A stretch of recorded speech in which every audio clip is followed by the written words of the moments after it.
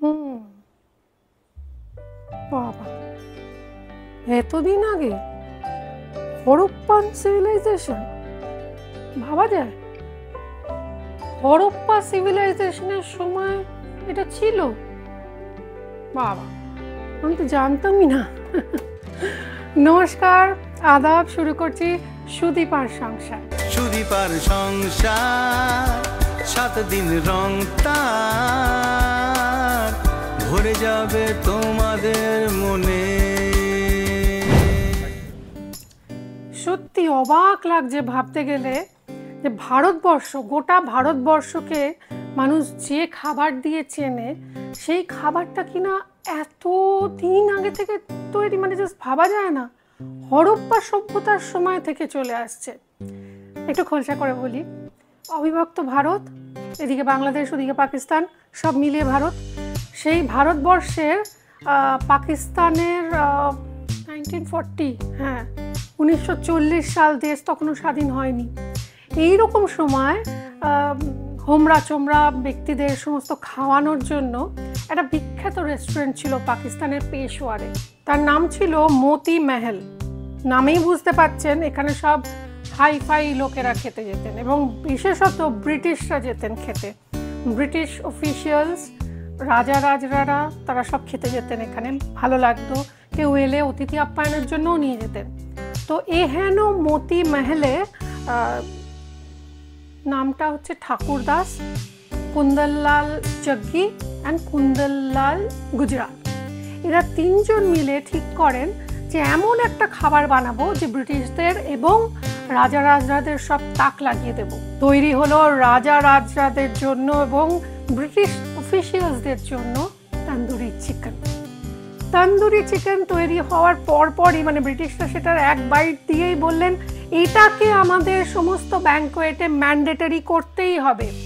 এবং মূলত তাদেরই উৎসাহে, ব্রিটিশদের উৎসাহেই সারা ভারতবর্ষে যেখানে যেখানে, ধরুন কলকাতা, যেখানে যেখানে ওদের হেড অফিসগুলো ছিল, কলকাতা, চেন্নাই এবং বিভিন্ন প্রান্তে, দিল্লি, সমস্ত জায়গায় সরকারি যে কটা ব্যাঙ্কোয়েট ছিল, ব্যাঙ্কোয়েট হবে, উৎসব হবে, অতিথি আপ্যায়ন হবে, তাতে তন্দুরি চিকেন ম্যান্ডেটরি হয়ে গেল। তো এই তন্দুরি চিকেন ভারতবর্ষের আনঅফিশিয়ালি ডিক্লেয়ার্ড ন্যাশনাল ডিশ হয়ে গেল। কখন জানেন? ঠিক তখন যখন পণ্ডিতজি, মানে পণ্ডিত জওয়াহরলাল নেহরু এটি খেয়ে টেস্ট করেন এবং অবাক হয়ে শেফকে ডেকে পাঠান, তার কাছে জানতে চান যে এই রান্নাটা সম্পর্কে আমাকে একটু বলো, আমি এটা নিয়ে জানতে চাই।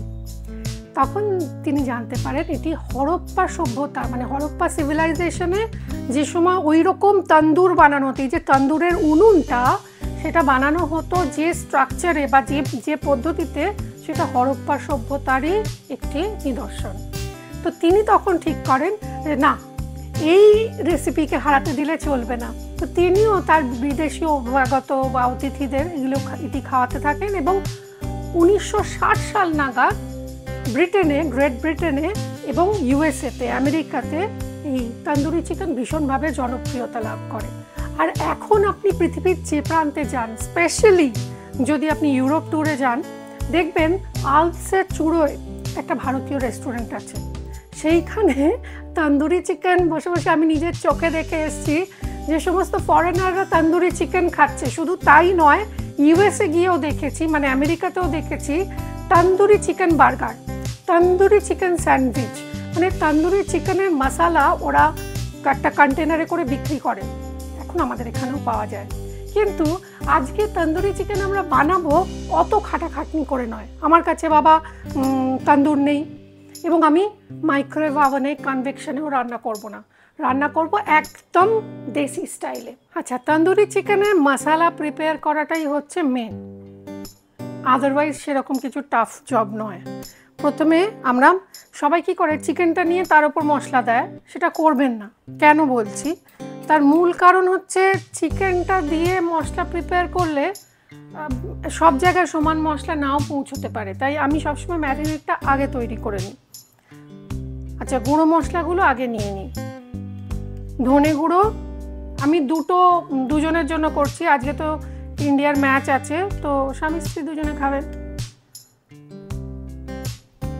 2 চামচ ধনে গুঁড়ো, তার মানে 1 চামচ হচ্ছে জিরে গুঁড়ো, ফ্রেশ,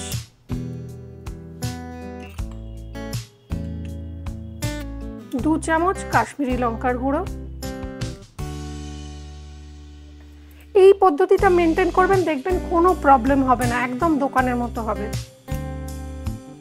এই আমরা ঝাল কম খাই, আপনারা খেলে একটু বেশি দেবেন। 1/2 চামচ মতো শুকনো লঙ্কার গুঁড়ো, এটা না দিলে স্বাদটা আসেই না। এইবার দেব নুন,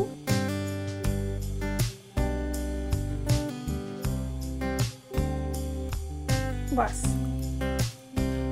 আর দেব একটু তন্দুরি মশলা পাউডার, এটা কিছুই না, এর মধ্যে এই যা যা দিলাম তাছাড়াও যেটা রয়েছে সেটা হচ্ছে আমচুর, চাট মশলা, একটু মৌরি, এইসব থাকে, বাজারে কিনতে পাওয়া যায়। আমি প্রোডাক্ট লিঙ্ককে দিয়ে দিচ্ছি, আপনারা কিনে নেবেন।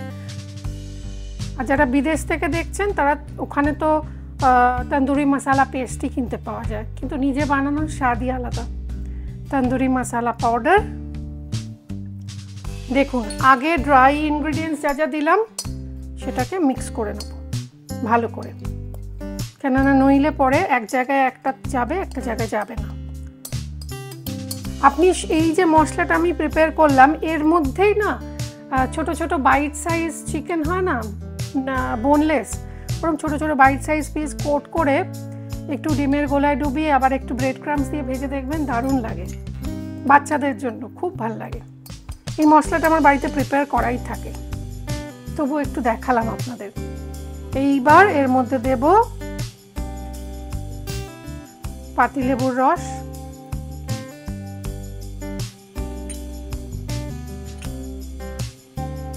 জিঞ্জার গার্লিক পেস্ট মানে আদা রসুন বাটা,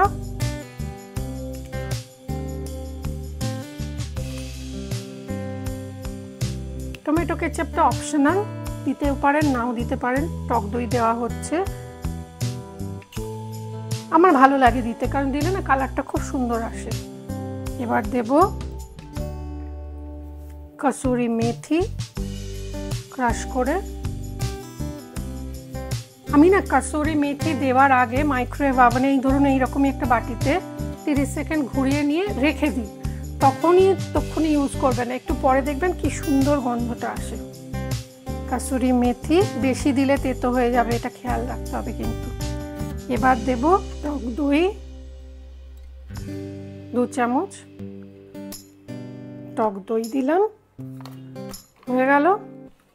এবার দেব হচ্ছে গিয়ে আমি একটু লিকুইড ইয়েলো ফুড কালার, এটাও প্রোডাক্ট লিঙ্কে দেওয়া থাকবে, দিচ্ছি, দেখতে ভালো হয়, আদারওয়াইজ না দিলেও কিচ্ছু এসে যায় না, না থাকলে এটা ছাড়াই বানাবেন। যদি কেসারি রং গুঁড়ো থাকে সেটাও ইউজ করতে পারেন।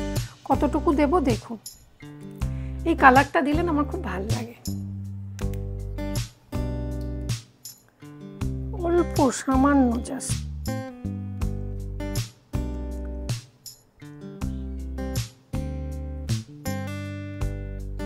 এগুলো সব ফুড সেফটির কথা মাথায় রেখে বানানো, সুতরাং নিশ্চিন্তে ব্যবহার করতে পারেন। আর এটার মজাটা হচ্ছে লিকুইড কালারটায় না কোনো অ্যাডেড ফ্লেভার থাকে না, কেসারি রংটাতে একটু অ্যাডেড ফ্লেভার থাকে। আমি একটুখানি কেওড়া জল দেব, এটাও অপশনাল, নাও দিতে পারেন, কিন্তু যেটা দিতেই হবে দ্যাট ইজ সর্ষের তেল। মাস্টার্ড অয়েল ছাড়া কিন্তু জমে না। এবার এটাকে মিক্স করব। একটা জিনিস খেয়াল রাখবেন, যেহেতু এটা মূলত আমাদের ভারতবর্ষের কথা যদি বলি, পাকিস্তানের সবচেয়ে ক্লোজ হচ্ছে গুজরাট, রাজস্থান অ্যান্ড পাঞ্জাব। তো পাঞ্জাবিরা এটা সারা পৃথিবীর কাছে যদি ভারতবর্ষকে খাবারের দিক থেকে কেউ পপুলার করে থাকে তারা কিন্তু পাঞ্জাবি, তাদের জন্য হ্যাটস অফ। সত্যি সারা পৃথিবীর সব প্রান্তে আপনি কিছু না পান, দেখবেন বাংলাদেশি রেস্টুরেন্ট আর পাঞ্জাবি রেস্টুরেন্ট পাবেনই। কারণ কিছুদিন বিদেশে ঘোরার পর যখন দেখবেন আর ওদের খাবার খেতে ভালো লাগে না, তখন আমরা খুঁজি, গুগলে সার্চ করি ইন্ডিয়ান রেস্টুরেন্টস নিয়ার মি বা বাংলাদেশি রেস্টুরেন্টস নিয়ার মি, খেয়ে যেন ধরে প্রাণ আসে। এবার দেখুন এই যে এটা রেডি হয়ে গেছে, এর মধ্যে আমরা চিকেনটাকে কিচ্ছু করতে হবে না।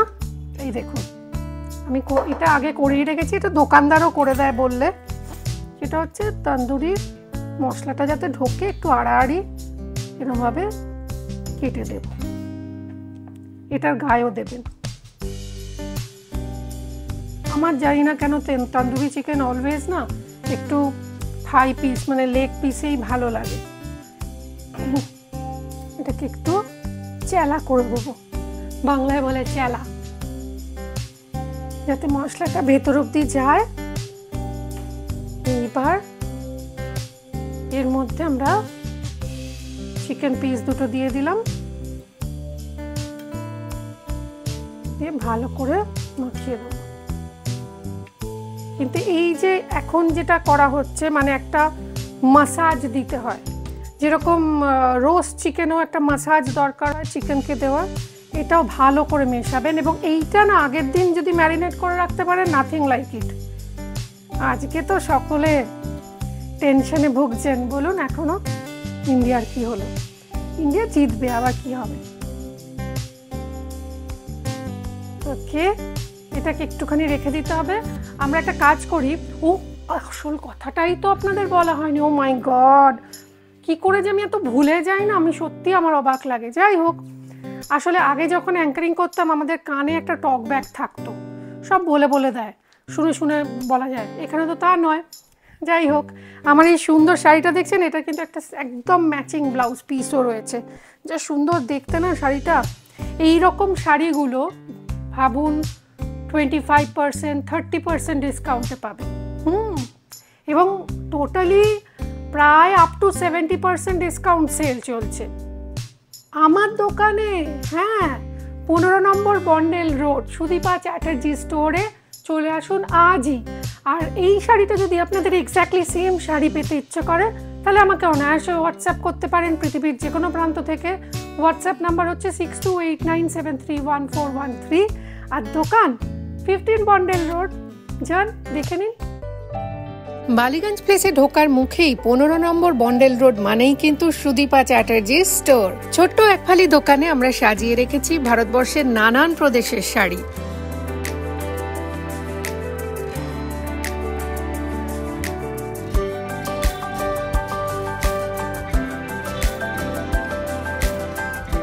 বাংলার জামদানি থেকে শুরু করে বেনারসের বেনারসি, দক্ষিণ ভারতের পচমপল্লী, গাদোয়াল, বাংলার নকশি কাঁথা, তাঁত ছাড়াও রয়েছে পৃথিবীর সবচেয়ে আকর্ষণীয় আর সবচেয়ে মূল্যবান আসামের মুগা সিল্ক। এছাড়া বাচ্চাদের শাড়ি, কুর্তা, ডিজাইনার ব্লাউজের সাথে সাথেই আপনারা পেয়ে যাবেন হাতে তৈরি তেল, আচার আর ডোকরার মূর্তি। তাহলে আর দেরি না করে আজই চলে আসুন বালিগঞ্জ ফাঁড়ির কাছে সুদীপা চ্যাটার্জি স্টোরে। এইবার দেব একটু গরমা গরম ঘি। গরমা গরম ঘি না, হোয়াট ইজ গরমা গরম ঘি? সর্ষের তেলের মানে গরমা গরম সর্ষের তেলের মধ্যে দিলাম একটু ঘি। সর্ষের তেল ছাড়া কিন্তু তন্দুরি চিকেন ঠিক জমেই না। আর তন্দুরি চিকেন এত ভালো খেতে লাগে কি বলবো, যে এটার মেন স্পেশালিটিটা হচ্ছে, এইবার দেখাবো আপনাদের, কাছে আসুন। এইটা যখন গ্যাস ওভেনে আমরা বানাচ্ছি, আমাদের কাছে তো তন্দুর নেই, খুব তাড়াতাড়ি চটপট না ময়েশ্চারটা উড়ে যায়। তাই আমি একটু কাজু বাদাম বাটা বা আমন্ড বাটা দিয়ে দিই। এটা একটা বডিও দেয় জিনিসটাকে, আর ময়েশ্চারটা থাকে, মানে এর ভেতর থেকে তো একটা তেল বেরোয়, সেটা খুব হেল্প করে। একটু কাছে এসে দেখুন কিভাবে মাখিয়ে নিচ্ছি আবার। এই দেখুন, কাজু বাদামটা আবার একটু মাখিয়ে দিলাম গায়ে। এটা না কি করবে, ফ্রাই করার সময় ভেতরে চিকেনের জুসটাকে লকড রাখবে আর একটু স্বাদও ভালো হবে। তেল গরম হয়ে গিয়েছে, একটা একটা করে ছেড়ে দেবো। নো রিস্ক, কোনোভাবেই রিস্ক নেব না। আমি খুন্তির উপর দিয়ে তুলব, আগে খেলা আছে বাবা।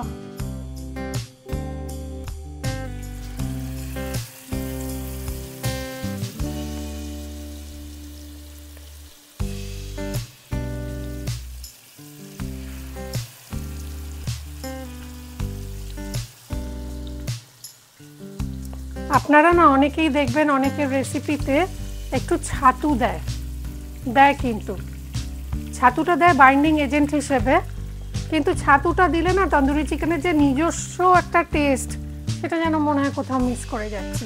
ছাতু দেবো না, এটা জাস্ট এক পিঠ ভাজা হলে আরেক পিঠ উল্টোবো। আপাতত এক পিঠ যতক্ষণ হচ্ছে বারবার একটা কথাই বলছি, একটা জিনিস খেয়াল রাখতে হবে, এর ময়েশ্চার যেন ছিবড়ে না হয়ে যায়, মানে ভেতরটা যেন জুসি থাকে। তাই জন্য আমরা ঢাকা দিয়ে একটু অপেক্ষা করব। এবার আরেকটু ঢাকা দিয়ে ওয়েট করব। আচ্ছা, যতক্ষণ ওয়েট করছি ততক্ষণ দেখে নিন সুদীপা চ্যাটার্জি স্টোরের তরফ থেকে আজকের কোয়েশ্চেন অফ দ্য ডে, যার সঠিক উত্তর দিয়ে আপনি কিন্তু জিতে যেতে পারেন বাড়িতে বসেই একটা সুন্দর শাড়ি একদম বিনামূল্যে। আজকের question of the day, tandoori চিকেনকে 40-এর দশকে ফেমাস করার পেছনে পেশওয়ারের কোন রেস্টুরেন্টের অবদান ছিল সবচেয়ে বেশি? উত্তর জানা থাকলে হোয়াটসঅ্যাপ করুন 6289731413 এই নাম্বারে এক্ষুনি, আর জিতে যান বাড়ি বসেই একটা সুন্দর শাড়ি। এইবার দেখো চিকেন সেদ্ধ হয়ে গেছে, এবার এটাকে আরেকবার দেখি।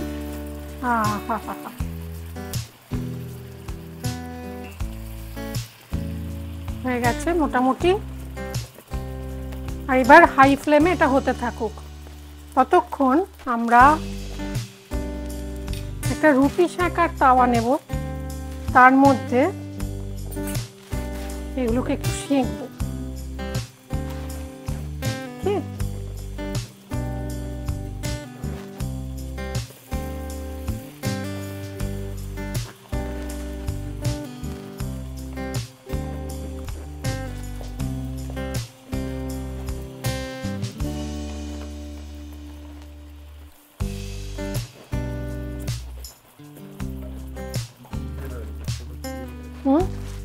পুড়ে যাবেই তো, পোড়াটাই তো ভালো।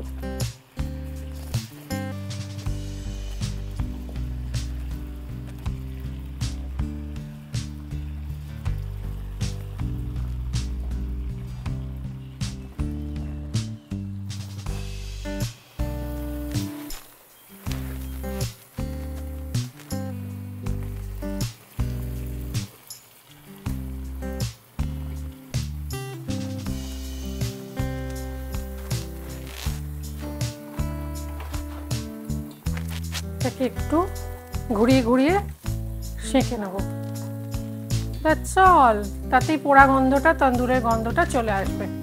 আর এর মধ্যে আমরা আগুনে একটা জিনিস করব, মজার জিনিস, কিন্তু ফেসটা অলওয়েজ ফেস দূরে, ওকে?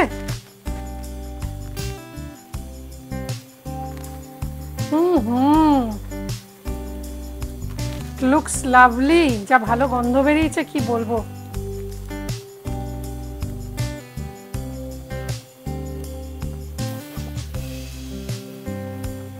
ওয়াও, একদম তন্দুরি চিকেনের জন্য যা যা দরকার সব রেডি। শুধু একটা জিনিস খেয়াল করবেন, এটা ঝলসানোর, খুব বেশি ঝলসানোর দরকার নেই, কারণ অলরেডি চিকেন কুকড। চলুন সাজিয়ে নিই।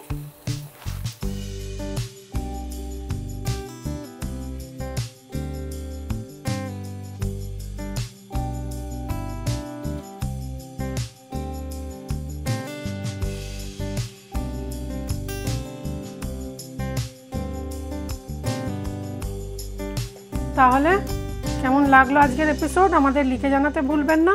আর হ্যাঁ, প্রশ্নের উত্তরগুলো কিন্তু এখানে কমেন্ট বক্সে দেবেন না, আর কমেন্টে যা ইচ্ছে আপনার মনে যা প্রশ্ন অবশ্যই করুন।